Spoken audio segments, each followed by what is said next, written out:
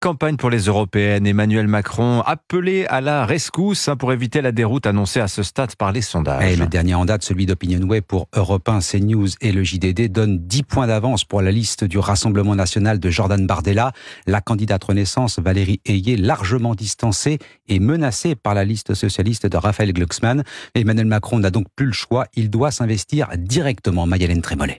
Talonné par le candidat du Parti socialiste Raphaël Glucksmann et très largement devancé par le Rassemblement national, Valérie Ayé tente péniblement de conserver sa deuxième position dans les sondages. C'est donc en dernier recours qu'Emmanuel Macron est contraint d'entrer lui-même en campagne avec une stratégie double. D'une part, se montrer en première ligne aux côtés de sa candidate et de l'autre, tenter de réduire l'écart avec la liste de Jordan Bardella pour éviter à tout prix une humiliation électorale alors que le RN est donné à plus de 30% des intentions de vote.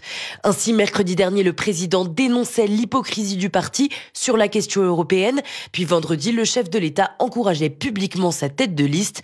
Là où je suis, j'essaierai de vous aider, d'apporter mes forces à quelques moments de la campagne, a-t-il déclaré. Prochaine étape, un grand discours sur l'Europe jeudi à la Sorbonne. Un discours dans lequel Emmanuel Macron devrait dessiner lui-même les grandes lignes du programme de la majorité. Alors que pour l'instant, Valérie Ayé n'a dévoilé ni ses grands axes, ni les noms qui compléteront sa liste. Marie-Hélène Trémollet du service politique d'Europe 1.